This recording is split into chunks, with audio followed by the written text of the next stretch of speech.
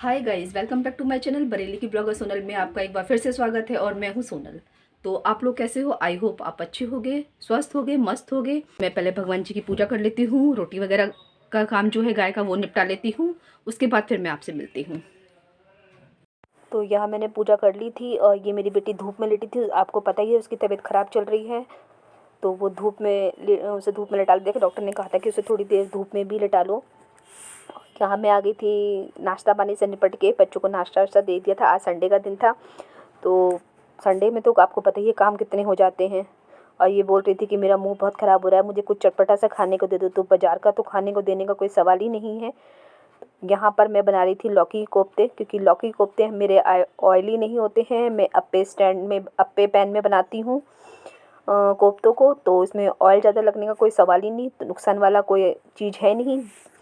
तो वो ही मैं यहाँ पे उसकी तैयारी कर रही थी, क्योंकि जब बुखार हो ना तो मुंह बहुत ख़राब हो जाता है, तो कुछ चटपटा सा खाने का मन करता ही है, बच्चे हों बड़े हों सभी का।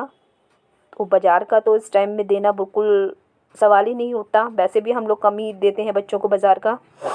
जहाँ तक कोशिश करती हूँ मैं घर पे ही बना के दूँ उन्हें सब चीज़ें। तो यहाँ मैंने लौकी घिस ली है। अब उसमें मैं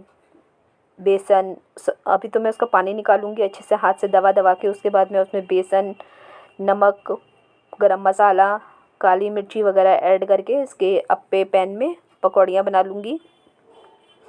और फिर बेसिक सा मसाला ही है, टमाटर, प्याज, लहसुन, अदरक पीस के मैंने पेस्ट बना लिया है, वो डाल के अच्छे से भून भान के मैं इसकी सब्ज़ी बना लूँगी। आप कभी अप्पे पैन में पकौड़ियाँ बना के देखिएगा, इसकी बहुत अच्छी लगती हैं कम तेल में। स्वाद आपको वही मिलता है जो आप तल के खाते हो, लेकिन तल के खाने में थोड़ा ऑयली ज़्यादा हो जाता है, जो हमें नुकसान करता है। ये तो पता ही है आपको कि ऑयल हमें कितना नुकसान करता है। तो स्वाद से तो कंप्रोमाइज़ कर ही नहीं सकते, तो कुछ ना कुछ नया ढूंढ ही लेते हैं हम लोग। तो मैंने ये ढूंढ लिया है कि अब हम अप्पे पैन में ही पकौड़ियाँ बनाया करेंगे। ये देखिएगा, ये मैंने बना ली हैं। अब इसमें ज़रा सा तेल मैं ऊपर से लगा के ऐसे ढक के बनने के लिए रख दूँगी, तब तक ये सिकेंगी।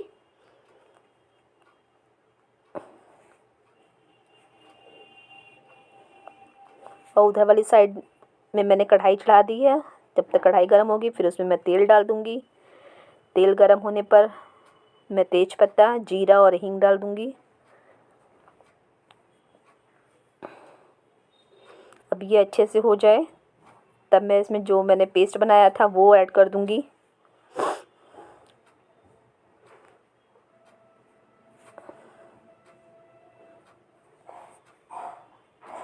अब पेस्ट को अच्छे से भून लेने के बाद में मैं उसमें बेसिक से मसाले जैसे हल्दी, नमक, धनिया और भुना हुआ जीरा, थोड़ा सा गरम मसाला वगैरह डाल के इसे भून लूँगी। इधर बेटी रख रही थी अपने नहाने के लिए गर्म पानी, क्योंकि मैंने उससे कहा था कि नहाओगे तो शायद आधी तबीयत वैसे भी ठीक हो जाएगी, तो इसलिए नहाना तो बहुत ही ज़रूरी है, चाहे बुखार हो चाहे तबीयत ख़राब हो। तो उसको गर्म पानी करके दे रही हूँ नहाने के लिए। और यहाँ मैं मसाला भी भून रही हूँ।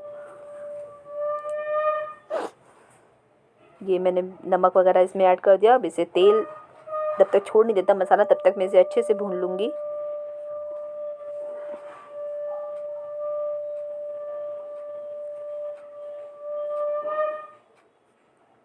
ये देखिए, अब इसने हल्का हल्का तेल छोड़ना शुरू कर दिया है।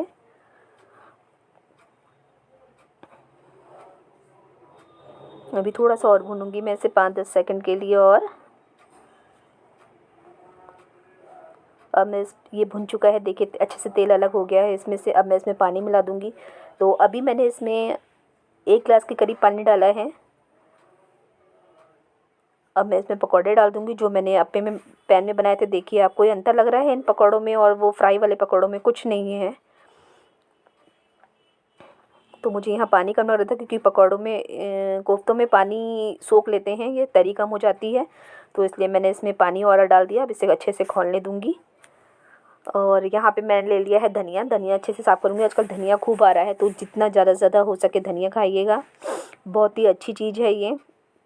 और वैसे भी जो भी चीज़ मौसम की है वो हमें यूज़ करनी चाहिए, बहुत फ़ायदा देती है। मौसम के हिसाब से हमें चीज़ खानी चाहिए। तो धनिया साफ़ करके, धनिया काट के धो के रख दूँगी मैं, जब तक सब्ज़ी बन रही है।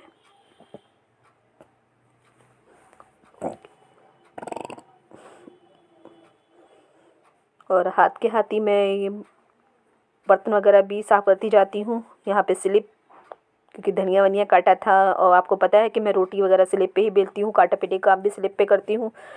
तो स्लिप पे फ़ौरन ही मुझे कपड़ा मारना पड़ता है, तो मैंने स्लिप का कपड़ा अलग बना रखा है। आप ये मत सोचिएगा कि पोछे वाला कपड़ा है, इसको हाथ के हाथ धो के मैं रख देती हूँ, और जितनी बार यूज़ करती हूँ उतनी बार ही मैं इसे धोती हूँ। तो यहाँ सब्जी हो गई है मेरी तैयार। तो मैंने गैस बंद कर दी है, और इसे ऐसे ही अभी 5-10 मिनट के लिए गैस पे ही रख के रहने दूँगी।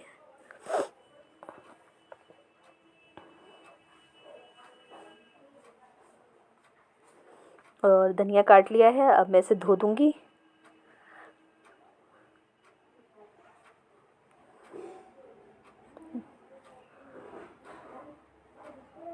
धनिया डाल दिया मैंने इसमें, और सब्ज़ी को ट्रांसफ़र कर दिया दूसरे बर्तन में, क्योंकि गर्म बर्तन ही मैं धो देती हूँ तो वो सही से अच्छे से साफ़ हो जाते हैं। तो ये कढ़ाई में भी हाथ के हाथ ही साफ़ कर दूँगी। अब मैं लगा के रख दूँगी थोड़ा सा आटा, और आटा पहले से लगा के रख देती हूँ तो वो थोड़ा सा सही हो जाता है, उससे रोटियाँ अच्छी बनती हैं, मुलायम बनती हैं।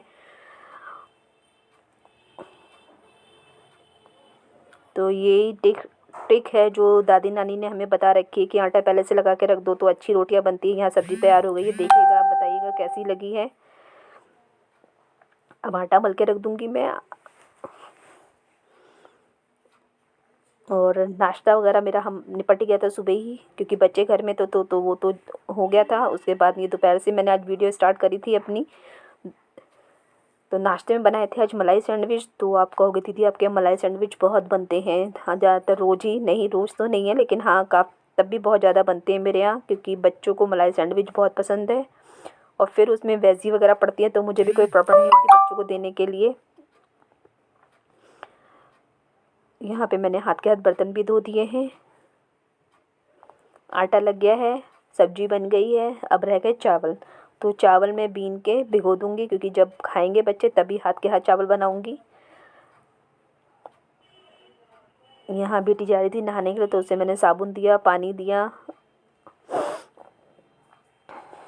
बच्चों की तबीयत ख़राब हो तो अपनी हालत ख़राब हो जाती है।